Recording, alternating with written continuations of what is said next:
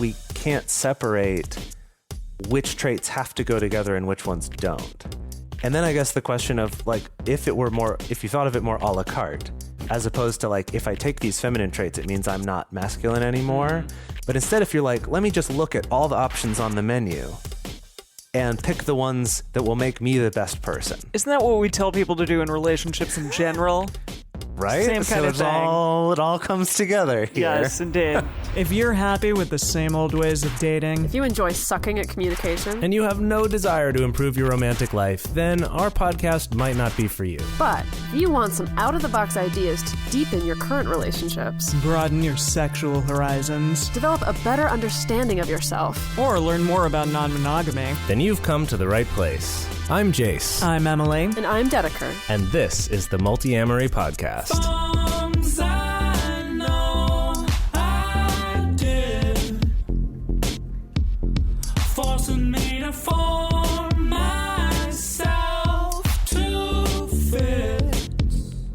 On this episode of the Multiamory podcast, we're talking about positive masculinity. Now, masculinity is something that's been requested quite a bit of us, and it's also a tricky subject to talk about. For some people, it's fundamental to their identity and needs to be defended, and to others, it's something destructive that needs to be eliminated or minimized. Some find it an impossible standard for themselves to live up to, and others find it difficult to even talk about at all. Now, Jase, this is a subject that's near and dear to your heart. Yeah. Is it because you identify as a dude?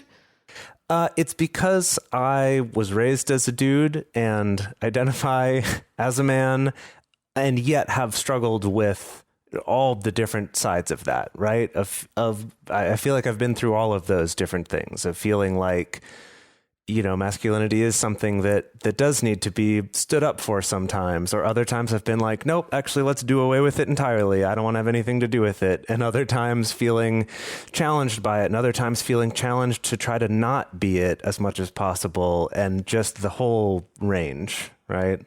Yeah, I was out to dinner with my partner and two friends last night, or another heterosexual couple, I guess. Yeah, and they, my partner, and they both identify as men, and they were talking, I guess, about just like the idea of what it means to be a man. And yeah, my friend was like, I don't even like identifying as a man. I usually identify like as a dude or a guy, just because like the connotation around man and being a man, like, you know, be a man or whatever, is so difficult and hard to kind of come to terms with. And it does, especially in this day and age, sometimes have really negative connotations that go along with that. So it's understandable that for a lot of people, this is a really challenging subject. Yeah, it was something for me, like in college was the first time that I sort of encountered that this was a thing that people studied at all. Interestingly, as sort of a subset of the women's studies department, because there isn't a men's studies department. And it was like learning about it was fascinating, just the fact that there are people who write academic books about this and things. Yeah. And to me, that was mind-blowing at the time. And reading some of it and being, incredibly upset by a lot of it. What was upsetting about it? What were the things that are most upsetting to you? Just kind of, it was the first time, I guess, that the way masculinity is taught to boys and was taught to myself was kind of sort of spelled out. And some of the just really fucked up stuff was pointed out to me.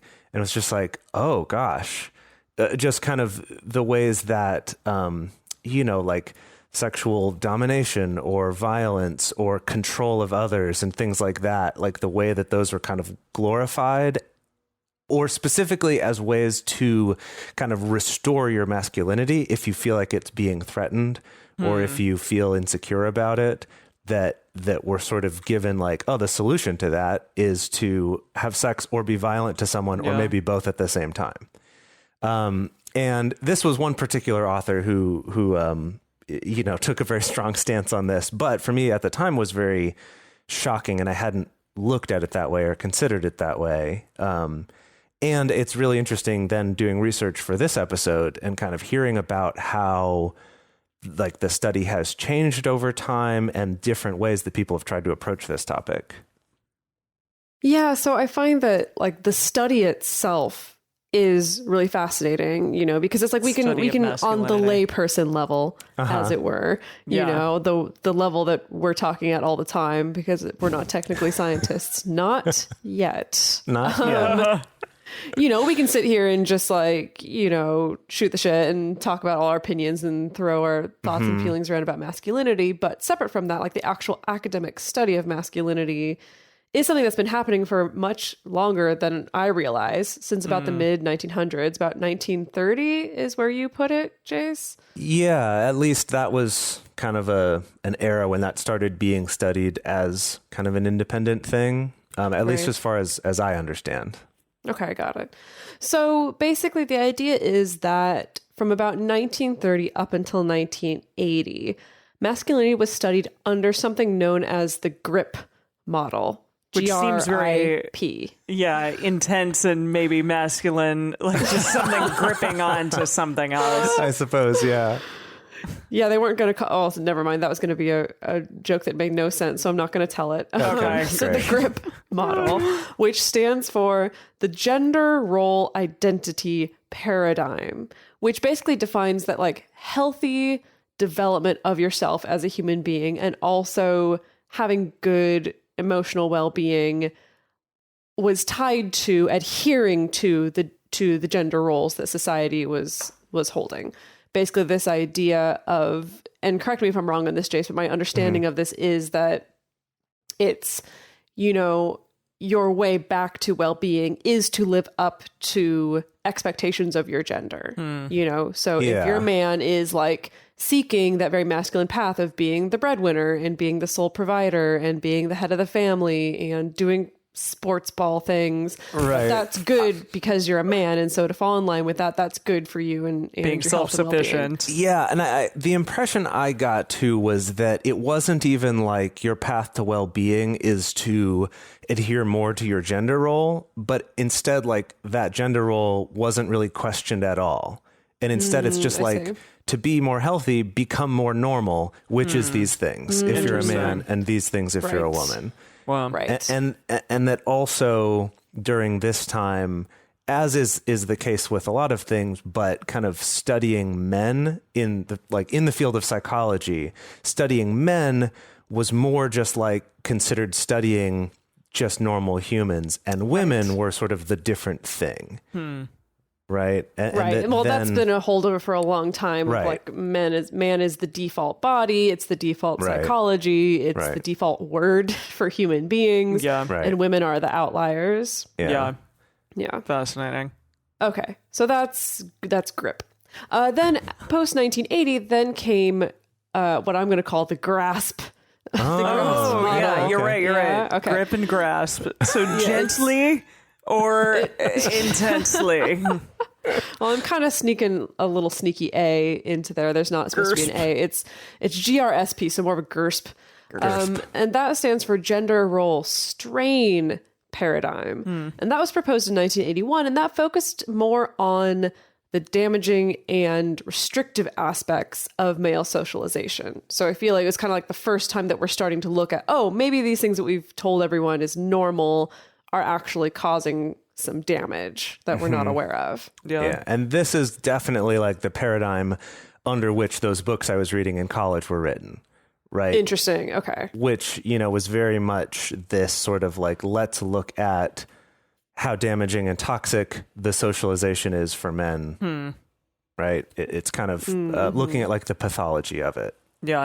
And that's still around today. I feel like, Still very active today. Yeah. Yeah. And then in the mid to late 2000s, there was a group of psychologists that proposed the, what am I going to call this one? The Pipopums? The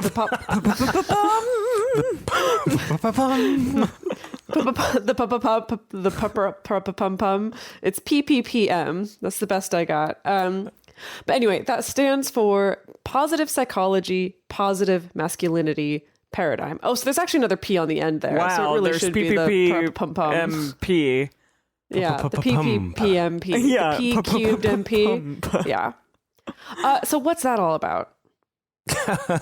Right. So You may remember from, gosh, it's been a while now, several episodes back, we talked about positive psychology and that field.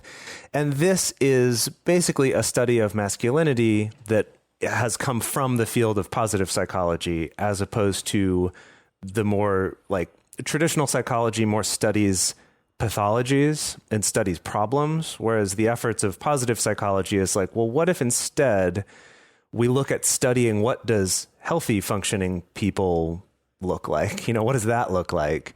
And how can we find ways to help people do more of that rather than just looking at these sort of acute problems that the pathology is right. Yeah. Pathologizing masculinity. Sure. So kind of like a working backwards. Yeah. Right.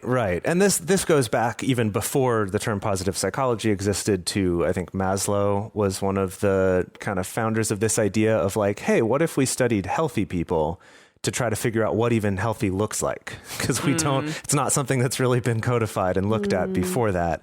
And then, you know, positive psychology is still very active today, and has been shown to be very helpful in a lot of fields. But this thing in the mid to late 2000s was essentially a group of psychologists within positive psychology saying, hey, what if we applied this to masculinity too?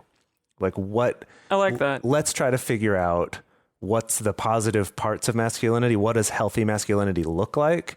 And how can we encourage that, teach that, things like that? So as the resident man in the room, I suppose, I guess probably both Dedeker and I are wondering, like, why is all this really important to study?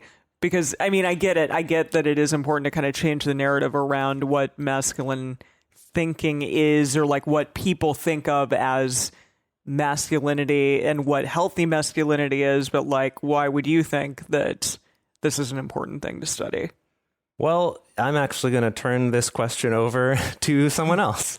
I'm not going to answer it, and I'm going to say someone else's. Who? Yeah, so a while ago, actually, like about a year ago, I started doing interviews with men talking about masculinity. And one of the people that I talked to is Professor Jonathan Brandtman, who I read about from a couple different articles that were written, one very positive and one very scathing. Whoa. About a course he was teaching about sort of the problems of masculinity, right? Being attacked by the right-wing pundits and red pillars and stuff, that he's destroying masculinity, and being praised by other people for doing this class. And but something that I did talk to him about was this question. And I just wanted to play his answer to this section. And then I think in the bonus episode for this episode, for our patrons, we're going to play some more from this interview with him, and we're going to talk about that a little more. Sweet. But let me just play his answer to that question. So that is the most common critique of feminist masculinity studies, that like every book you'll ever read in feminist masculinity studies starts with, I know that some readers in the field of feminist studies are going to think this topic shouldn't be talked about at all, and here's why we think it should. And like, beliefs about masculinity exist and shape people's behavior, and how could we possibly change the system of gender inequality and violence if we don't address people's beliefs about their bodies? Like, if we don't acknowledge that little boys grow up watching Kiss the Girl and The Little Mermaid, how are we going to change that behavior? And to the parent in the audience who said, I don't tell my child about masculinity, I want to say, like, sorry to burst your bubble, but the entire rest of the world is telling your child about masculinity. And you may even be in ways that you don't even recognize, from like what toys you give them to what shows you turn on the TV for them. And what I find fascinating about this claim that we are glorifying masculinity by analyzing it is that it's the mirror image of the claim from Fox News that my class was supposedly villainizing masculinity. And I think, how to put this?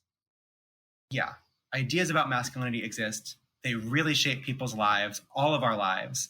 And I believe we can't dismantle these systems of inequality and these harmful ideas unless we acknowledge them and talk about them. And as a very, what's the right word? Maybe this is a funny metaphor, but we've all studied histories of time periods that were really bad, and hopefully studied them with the intent of not repeating those mistakes. It wasn't like, oh, this was so great. So I think we can study and speak about masculinity with the intention of challenging masculinity.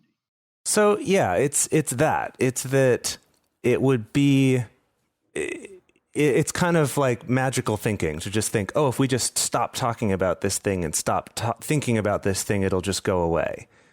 It would be like saying, oh, I've noticed that there's these potentially harmful traits that we're taught as Americans in our culture, and I'm just going to not talk about them and ignore them and hope that they go away. Like, I don't feel like that's, that's not really a helpful thing for anybody. That's really interesting because that reminds me of, I've seen some rhetoric going around, particularly on the more conservative side of things, of kind of people making an argument of like, oh, well, we're post-racial now, and so we need to stop talking about it, like, because talking about racism is what's keeping it alive. We got to just like move on and stop talking about it. And I've seen people make the same argument about sexism of like, no, now we're in a world where women have much more power, and like if we just keep talking about it, it's just going to keep making it worse, which is such a weird argument. Yeah, it's like bury your head in the sand and don't think about it kind of argument.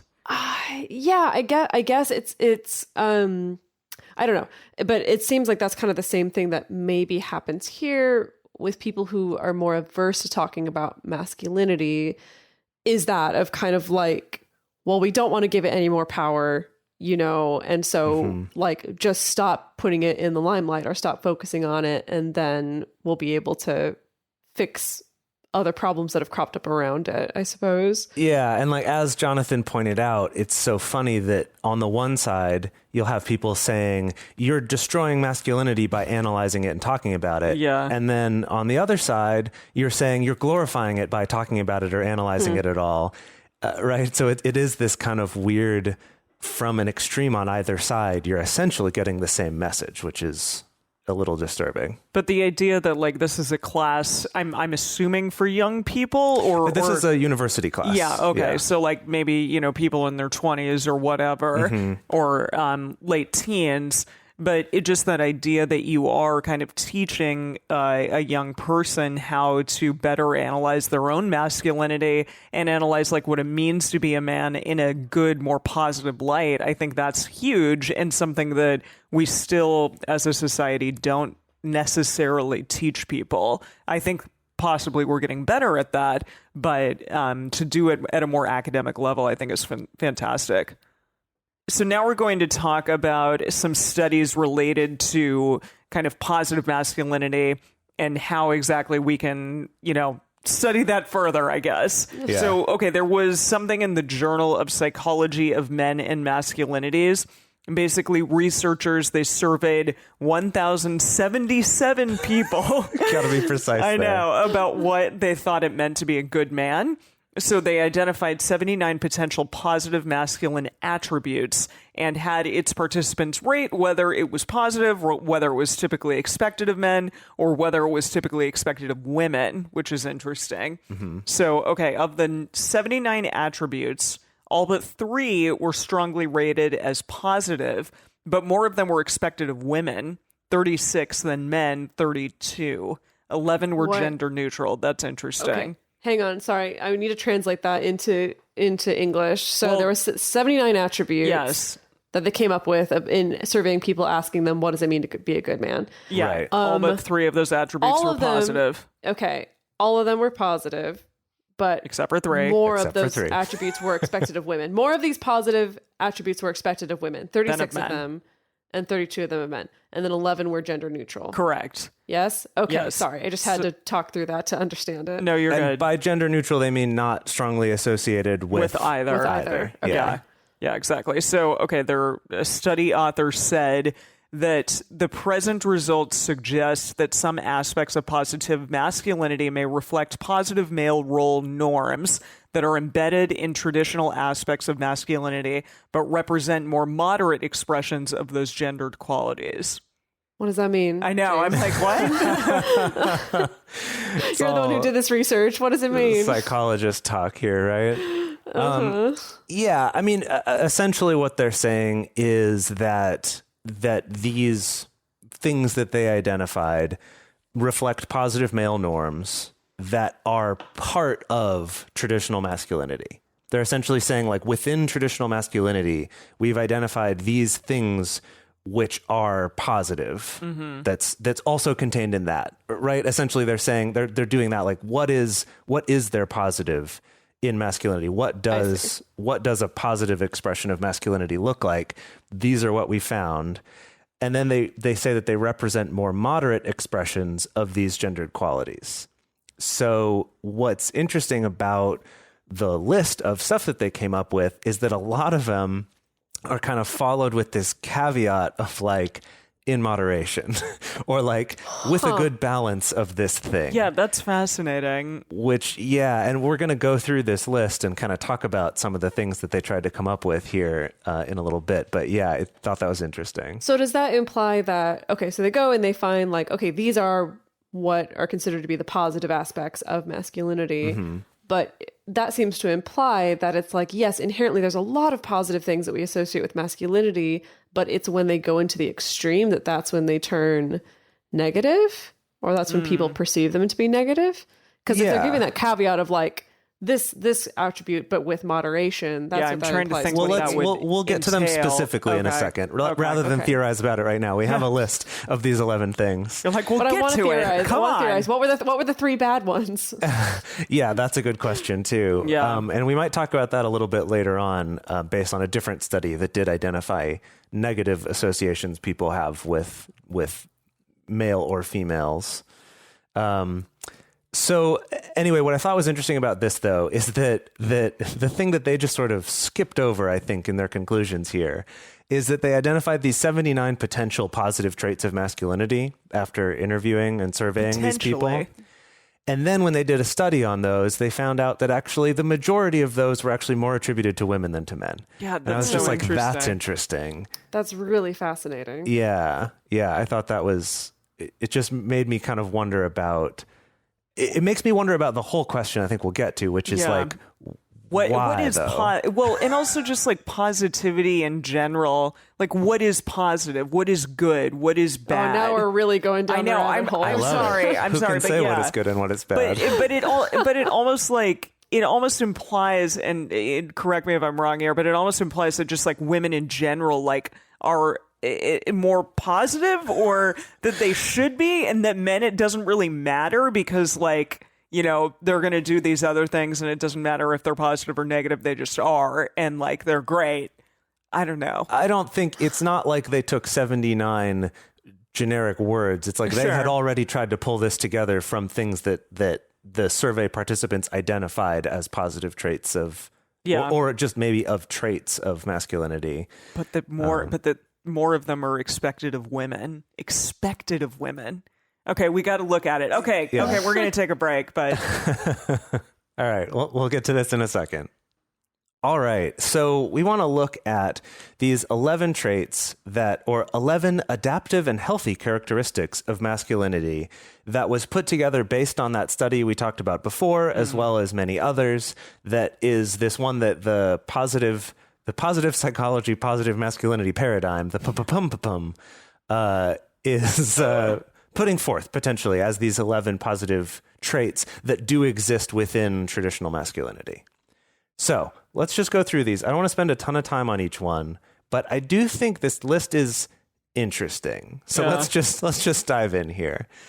So the first one is male relational styles, which is about men developing intimacy with each other through shared activities and more action-oriented activities. That's such as sports, video games, whatever. No, just it's so funny because like you and your best friend Steve, like this is totally like what you would do. You would sit on the couch, or even you and Eric, you would sit there and like, you know, play video games, and like that's how y'all interact.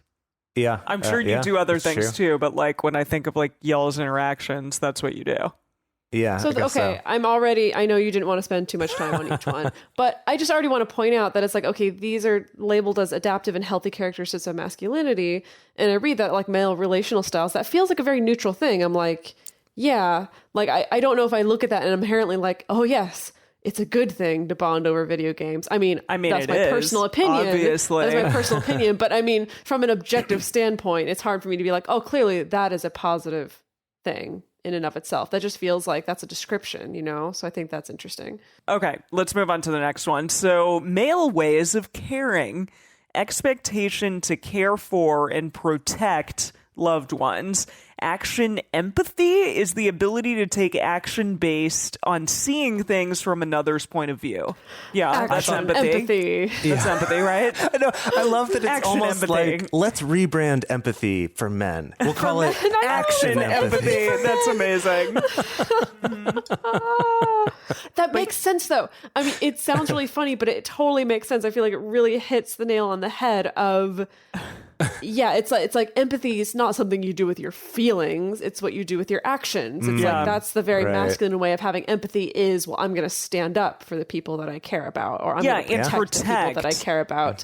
Yes, I hear really that so often from my partner being like, you know, I want to protect you. Like, I want to be a protector. And it's like, what does that mean? Like, do we need protection in this day and age? Well, I guess that's also another rabbit hole in which to fall down, but still. Boy, yeah, big question. Well, okay, and here's where we're getting into this idea of moderation, where it's like, on the one hand, okay, you're both like, that, right, on the one hand, we have where it's like, okay, yes, this is a list of things contained within more traditional masculinity that are positive. This isn't saying like, this is what men should be, or this is what this is just saying, these are the positive things that these researchers have identified. Yeah. I don't even agree with all of them, but that's what they're going for here. Yeah. But with this one, it is that fine line between what's the difference between action empathy and I want to protect you, which actually means control you.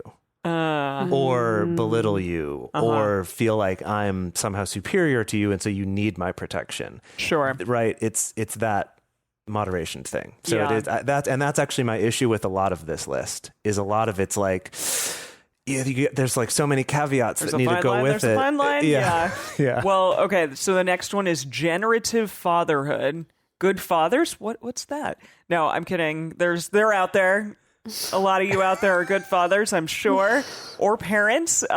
Foster positive emotional, educational, intellectual, and social growth in efforts to lead the next generation toward a better life.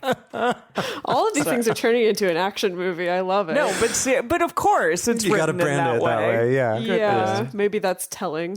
And these, by the way, what we're reading after these are kind of my summaries, pulling little sections from what you wrote then. From their very, very long 21-page chapter on this, right? So this is another one where I'm like, okay, great, yeah, generative fatherhood, but this also feels like a more neutral trait of like, this seems like what any parent, regardless of their gender, would want to do for their children. The show.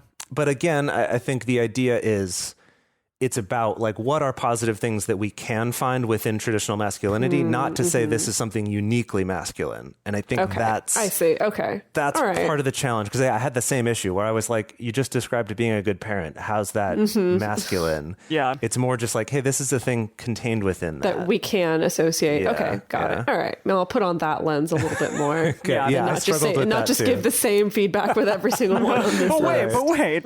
Yeah.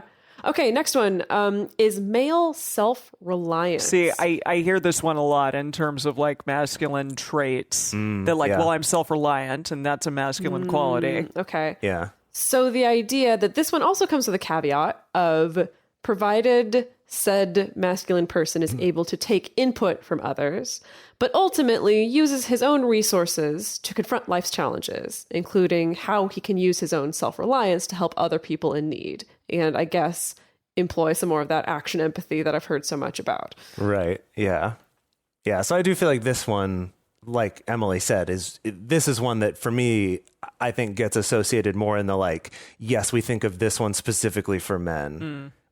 I don't think that's necessarily correct. And that's actually what bothered me a little bit about it being included in this list, is that I guess it worries me when you include some of these things in a list about masculinity, because it feels like, does that mean that other people don't have this? Yeah. And I know that I will say, Yeah. I will drop into that conversation that it's like, okay, sure, maybe we associate self-reliance with masculinity, but we're also living in a culture where it is just straight up easier for a man to be self-reliant. It's easier for a man to live alone. It's easier for a man to support himself on his higher income, the income that's going to be higher than what a solo woman is going to get. So it becomes a little bit chicken and egg, I feel. Yeah. That's interesting. Yeah. Do we associate self-reliance with masculinity because it's just an easier pathway to self-reliance for most men?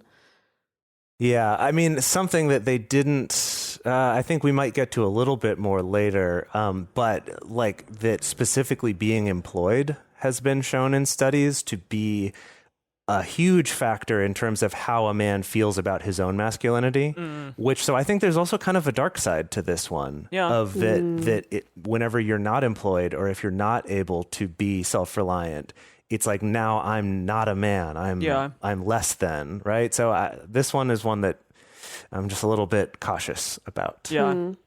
Well, related to that, the next one is the worker-provider tradition of men.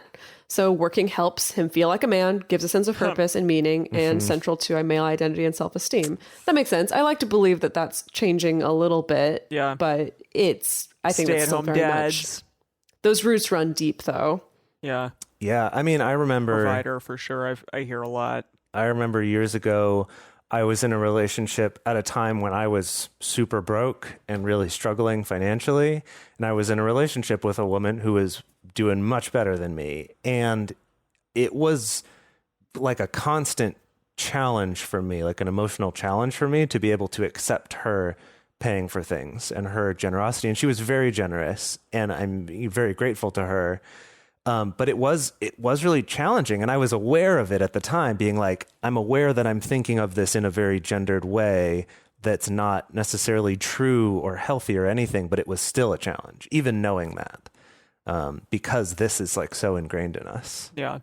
Mm-hmm. Yeah. Kind of related to your story, related to your story that you shared, Emily, about your partner being like, I want to protect you. I want to be a protector. I had a partner once specifically was like, I want to be a provider. Yeah. Totally. Yeah. I hear that too. I remember hearing that and like it made sense. Like it totally made sense. I'm like, yeah, it makes sense that you'd want to be a provider. But then hearing him say it for some reason was really weird to me. I was like, that's such a like provider. It's not a job title. It's kind of an archetype, I guess. I don't know. It was just kind of funny to me. It's a state of being. No. State of being. I'm like, to be a provider, does that mean that I have to be provided for? Yeah. For instance, I think that generated that question for me. It was like, could I also be more self-reliant, but you would feel like a provider? Like, I don't know. It was kind of funny to think about at the time. Yeah. Yeah. Well, the next one that maybe goes a little bit related to that is number 6, men's respect for women. So this is refraining from violence against women thank God. And actively challenging norms and other men who are sexist or violent, and sharing in parenting responsibilities and recognizing the important contributions of both mother and father. Yeah. Again, it was a little bit like, so don't be so gendered about the way you approach your family. But I guess I get it that they're trying to look for like, well, within traditional masculinity, there is this respect for women, but I think it can also be problematic because it leads us to the whole chivalry thing of like, course.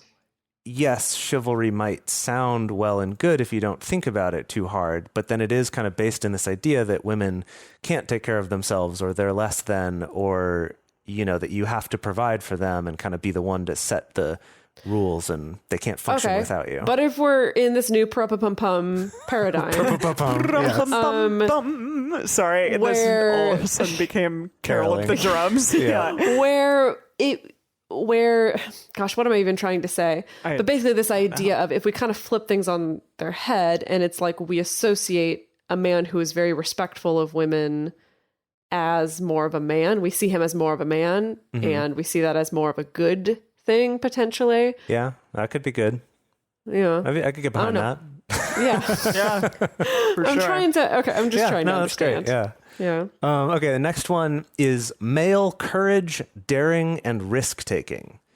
So, facing peril to protect loved Whoa. ones. It is like an action movie, you're right. Seriously. Doing dangerous jobs that need doing. Like jumping out of an airplane. Pushing yourself to the limit in athletic competitions. What? How is that going to do anything? I mean, I guess just...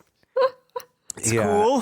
And then here's the fun caveat with this. It's like, but also the ability to distinguish between sensible risks and reckless ones. So again, it's this like it's good, I guess, but it has to have this caveat. My mother used to tell me I wasn't a big enough risk taker, which I think is complete bullshit. Oh, interesting. Yeah. Huh. But she used to be like, I'm such a risk taker. You're not. And I'm like, wow. Jeez, Mom. I know. I don't think it is at all. I live in Los Angeles. Damn it. That's a big risk right there. Yeah, exactly. No, but that's interesting. Yeah, that like men are supposed to be risk takers. I guess, yeah, like they go into a high-powered job and throw their money around or whatever. I don't know. I'm just trying to think like what the old idea of what this it makes would mean. me think specifically of military service. Oh. Right? That's the association I think with this. It's like, yeah, men are the ones who we send to the front lines. Yeah. Right? You know, there's a whole lot of stuff involved in that too that's potentially problematic. But again, I guess we're trying to look for within traditional masculinity, what could we find that's positive? I guess this. I still don't know. I don't know. It's weird. It just feels, it's challenging to me to just put all of that into men. And maybe we'll talk about this a little bit later, but like when it comes to like athletic competition and things like that, where it's just like to associate that with men feels weird because like I know athletic women who, you know, could run laps around most men. Yeah. Like our friend Liz. You know, who aren't Olympic athletes, totally, right? But it's like we have this weird idea that like, oh, but that's what men are when it's more people. Individual. Yeah, totally. Anyway. Yeah. All right. Well, let's move on to the next one. Number 8 is group orientation of boys and men, not to be confused with Boys to Men, the little known group. No, little known. No, I'm kidding. They're very famous. So tend to value groups and do more group activities as opposed to more dyadic activity. Dyadic? Did I say that right? Yeah. Activities that women engage in. Wow. Well, so this is now okay. Here's the thing. Okay. Yeah. I'm gonna give my same feedback of like this seems like it's just a neutral observation. But like I feel like it's chicken and egg here. Is like are men more inclined toward group oriented activities because like that's team an inherent sports? thing, or is it because there's more consequences for being perceived to be like too close to another man within a dyad? I think that's a great question. That's interesting. You know, and so that's why it's safer.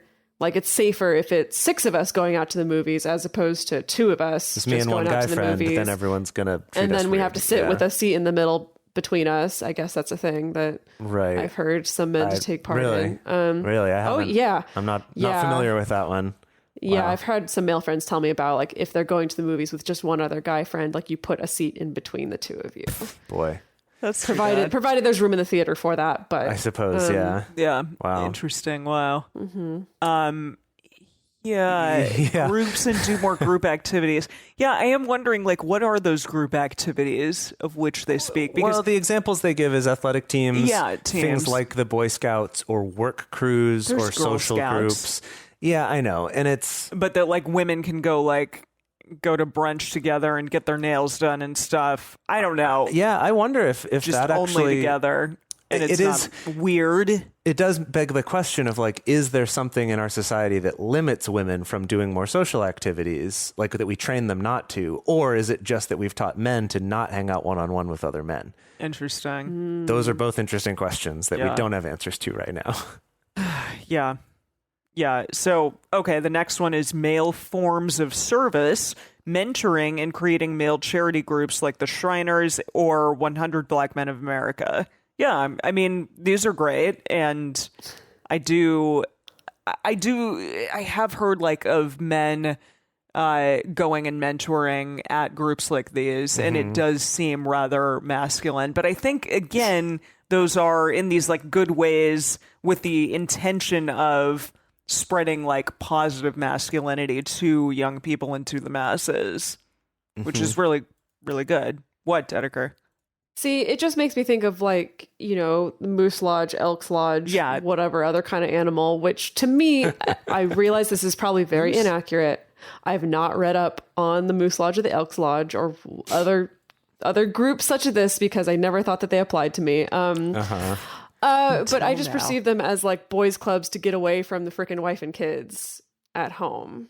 Well, and I think that is my impression of the Elks Lodge too, which I think is why they didn't give that one as an example in this. Okay. I mean, did you see that episode of John Oliver where all of the guys on Father's Day, like they were asking like, well, what do you want for Father's Day? And like every single one of them were like, I want time to myself to like sit there, play video games or like watch TV in a dark room by myself away from the kids and the wife. For like an hour. I want to forget that I'm a father. No, exactly. And I was like, yeah, good Lord. Wow. I don't know. I think I've heard plenty of women specifically around Mother's Day kind of give similar things. Really? I want please get the like hell I want away someone from me. else to clean the bathroom and I want someone else to put the kids to bed and I want no one to come bother me. So to be fair, I think women I think that's maybe more too. just parenthood in general. It's like you want time to yourself and you don't ever get it. Yeah, I guess that makes sense. Fascinating. All right, last two. Last two. So men's use of humor. This is interesting. Humor to build intimacy and friendships as well as using it to cope with stress and illness. Now I will say yes. Okay, yes.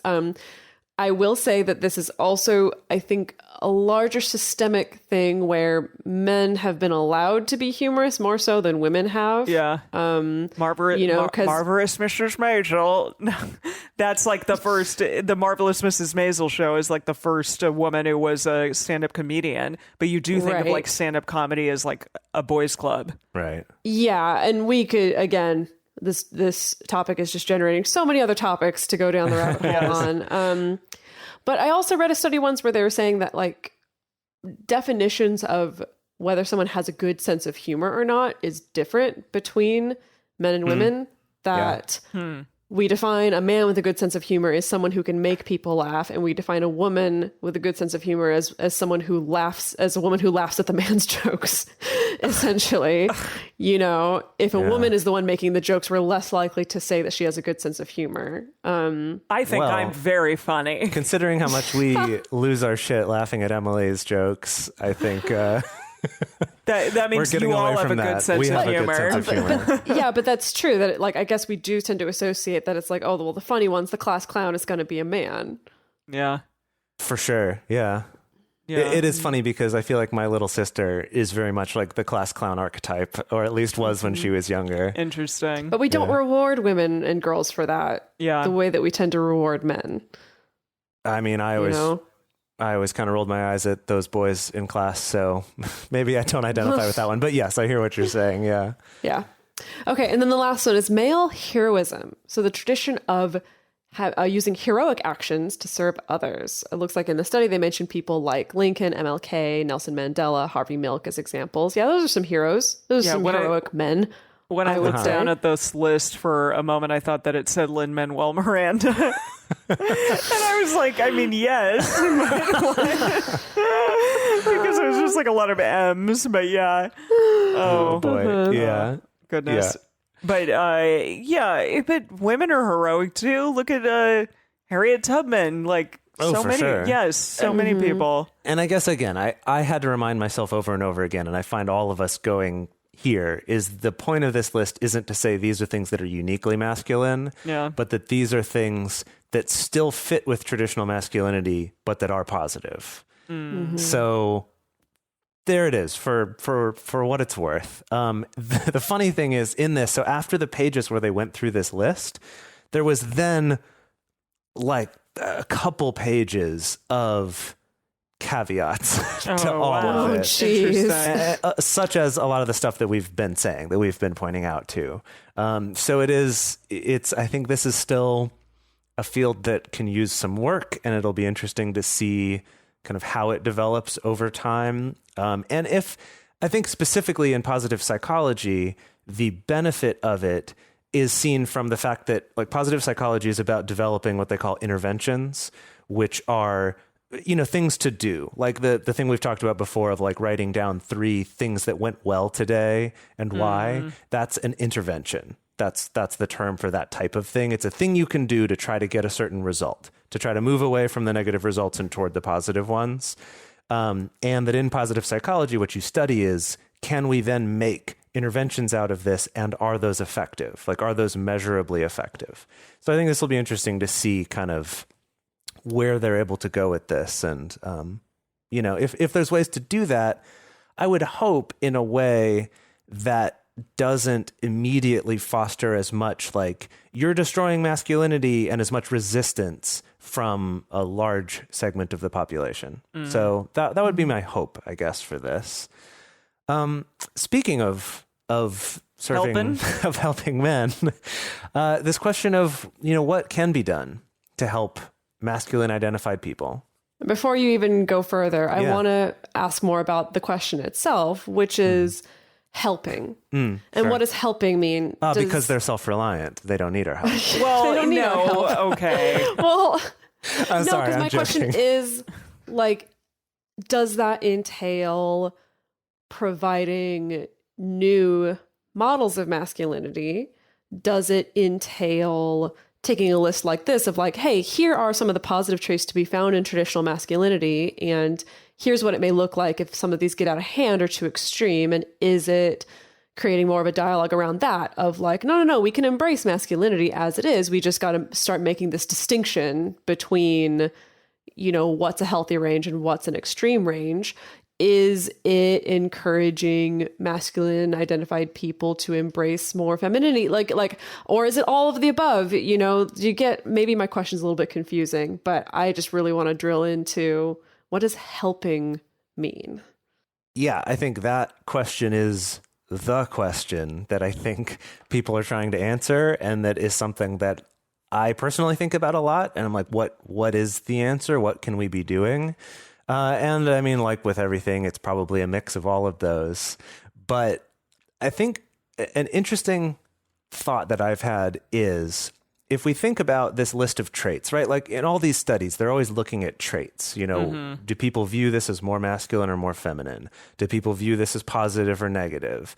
That sort of thing. And the way that the studies tend to identify whether something is masculine or feminine is simply by asking people, right? Be like, do you see this more as one or the other? Or looking at how they use it. Is this word used more? Because it's a construct. Well, yes. And I think that's the interesting thing is I keep asking myself the question, like the first question is, why are these associated with gender at all?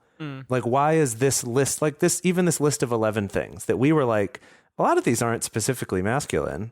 And if you look at other lists of masculine traits, like positive masculine traits, like, why is it necessarily that something like being a provider has to go along with the idea of also being more like physically aggressive?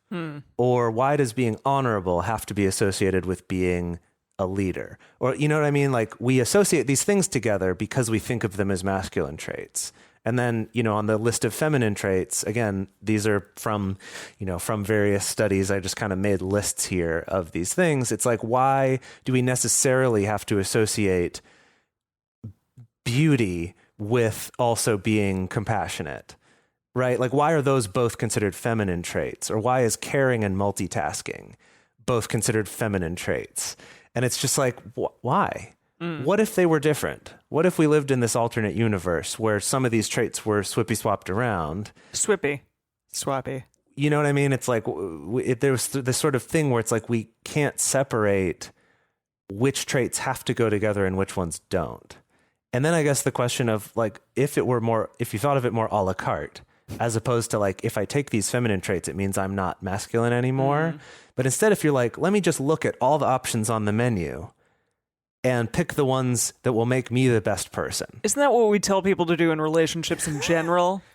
Right? Same kind of thing. It all comes together here. Yes, indeed. That's the point here. But okay, so there was this really amazing website that you showed us. Yeah.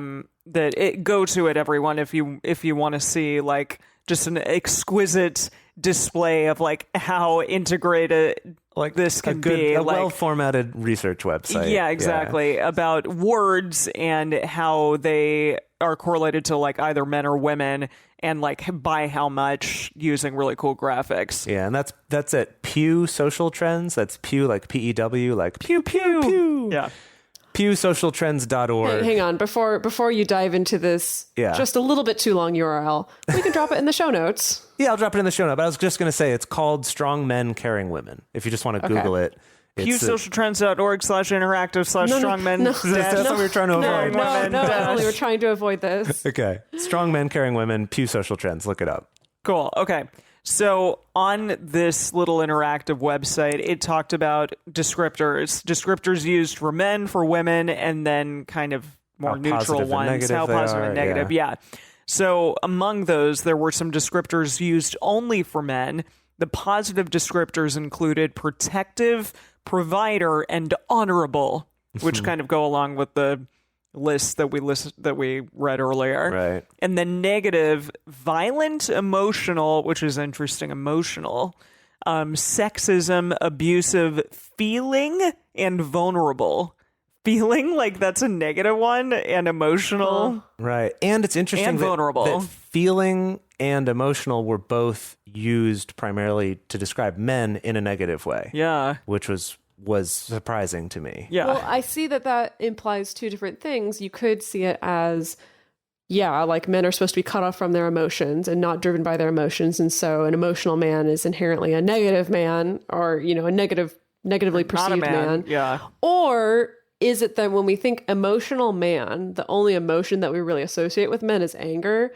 And so emotional comes to mean actually angry man, as opposed to a sad man or a happy man or whatever it is. And so that's why it gets the negative association. I wonder. Yeah. I mean, if you think, that when men get emotional, often the only way they feel they can express it is anger. I could see thinking, well, an emotional man is a dangerous man. So because that's where my head goes to, is that often if I think of the image of an emotional man, with the exception of Jase, I think of like an angry dude who's out of control. And that's interesting. A fit. I hadn't even considered that, but that makes a lot of sense. Yeah. Jase, you're just a Cancer and you're just emotional. It's true, and we love him for it. Yeah. So let's talk about the descriptors that was used only for women. So the positive descriptive words were multitasking, which we're all going to shake our head at that one. Yeah. If I could roll my eyes any harder. Multitasking, brain. Just beautiful, Just brain. Not brainy. Brain. Just brain. Yeah. Beautiful, maternal. There was actually a neutral descriptor, which was independent. That's really interesting. Yeah. Independent kind of split the difference between these two. And then the negative descriptors for women were dependent, outspoken, and promiscuous. Of course. Natch. Now, this is just a summary here, but there were actually hundreds of words in this study, but these were just kind of some of the standouts that they pointed out here. And then, so caring and compassionate were neutral or negative for men, but were positive for women. So those were interesting too, that we don't view those, or at least the people in this study, which was a large study, tended to view those as positive traits for women, but more negative for men. And then on the flip side of that, the word strong was viewed kind of neutral for women, or about 50-50. People thought it was a good thing or a bad thing. But for men, strong was almost always a positive term. So basically what I did here was, like we were talking about earlier, is I kind of just put these together, both the positives and negatives of this list. We just went and said, well, what if it was this a la carte menu where we got to pick and choose? And like you were both teasing me earlier about being emotional and saying, oh, it's because I'm a Cancer, and making that sort of joke.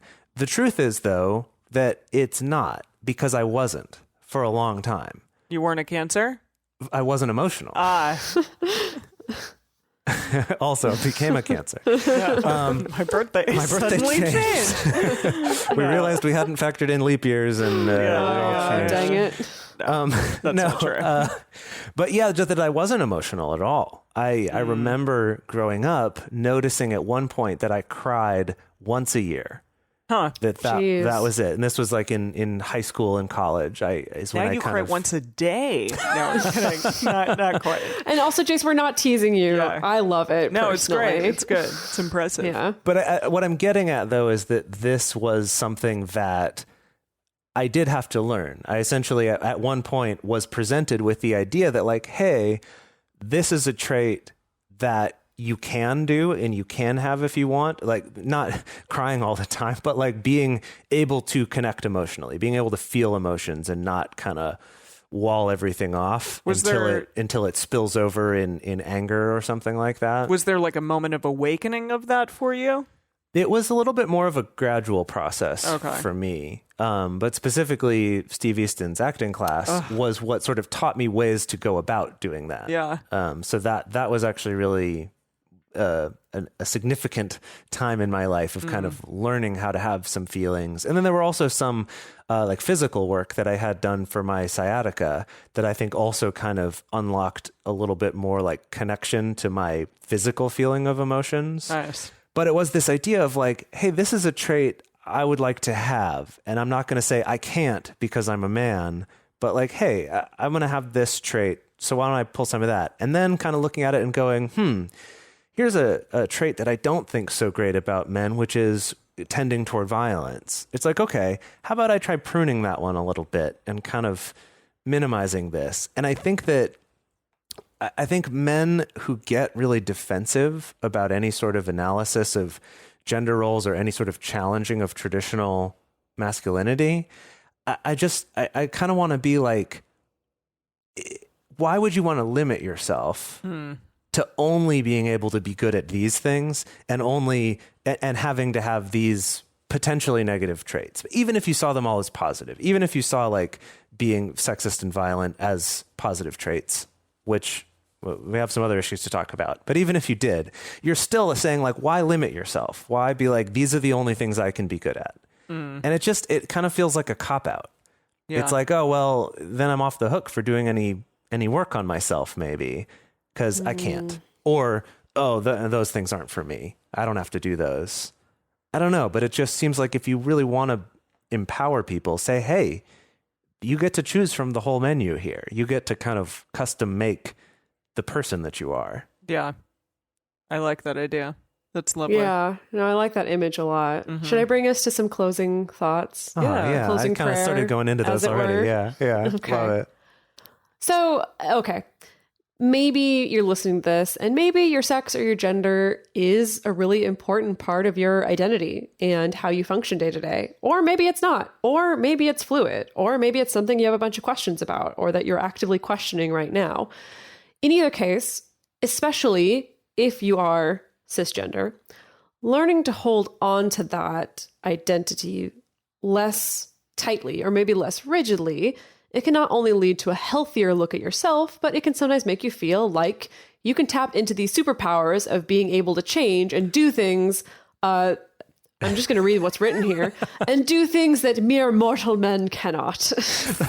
I'm assuming you said mortal men intentionally there. I mean, I was just sort of being cheeky. Okay. But also I feel like that's kind of in this a la carte thing.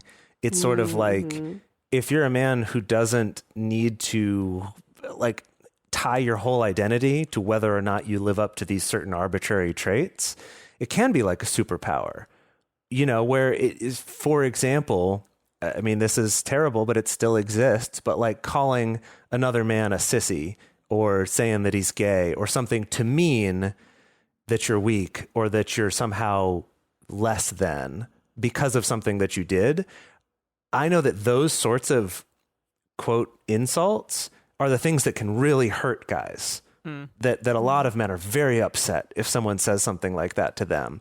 And I think that letting your grip on masculinity be a little looser, where even if you're still like, yeah, this is still my identity, but it's not that like white knuckle, God, I have to hold on to it so someone can't take it from me. Someone can say something like that to you and it's just like, all right. It's like a superpower. It's like you gain this invulnerability. And that's just one like small example. but that mere mortal men cannot.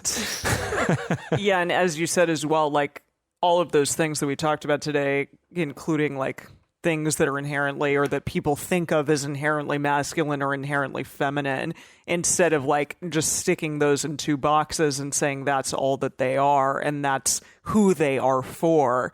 Instead, if we can just kind of empower people to really develop as many of all of those traits as possible and kind of minimize the negative ones in addition, or at least kind of like find a balance between all of those. Yeah. I think, I mean, when I think of some of the best people in my life, they are those who blur those lines of like what traditional anything means. I love that. Yeah. Yeah. And just they tend to be like good people in a sense of what I think of a good person as being, is. Right. And that they don't embody like necessarily like, oh, they're a woman, so they're very nurturing and that means they're a good woman, or they're a guy and they're really an amazing provider and so they're, a good guy, but rather just that they're a good person and they can embody all of those things. Yeah. Yeah. And maybe even like looking at it of like which ones are right for you. Yeah. Rather than absolutely. based on the gender that you identify with. Absolutely. But just like, but which of these traits work for me? Which of these traits do I think make the best me? Yeah. So for those of you who are interested in the way that we teach this to children, I do have a little recommendation. And that is that Jonathan Branfman, who we played a little bit of earlier and who we're going to hear a little bit more from in the bonus content, with a co-writer, he put together a children's book called You Be You, The Kid's Guide to Gender, Sexuality, and Family. It's a book that helps kids 7 to 12 years old understand LGBTQIA diversity, plus discrimination, privilege, and allyship. And you can find that, more info about it, at jonathanbranfman.com. That's BRANFMAN. And like I said, you can hear more of him in our bonus content for this. And the book's been translated into a zillion languages. That's great. So even if English is not your first language, I personally have a copy of it in English and I have a copy in Japanese. But it's also published in a ton of other languages. Definitely worth checking out. I highly recommend it. And we would love to hear from you. What resources have you found? What things in this episode did you find challenging? What things did you go, yeah, that? What's been your experience in looking at gender identities and masculinity and femininity? We would love to hear from you, and we have a place for you to share your thoughts with other listeners, and that is in this episode's discussion thread in our private Facebook group and our private channel in our Discord chat. You can get access to these groups and join our exclusive community by going to patreon.com/multiamory. In addition, you can share publicly on Twitter, Facebook, or Instagram. You can leave us an email at info@multiamory.com, a voicemail at 678-MULTI05. Whoa, I went really high there. No, that was cool. I liked it. Or you can leave us a voice message on Facebook. Multiamory is created and produced by Emily Matlack, Dedeker Winston, and me, Jase Lindgren. Our episodes are edited by Mauricio Balvanera. Our social media wizard is Will McMillan. Our theme song is Forms I Know I Did by Josh and Anand from the Fractal Cave EP.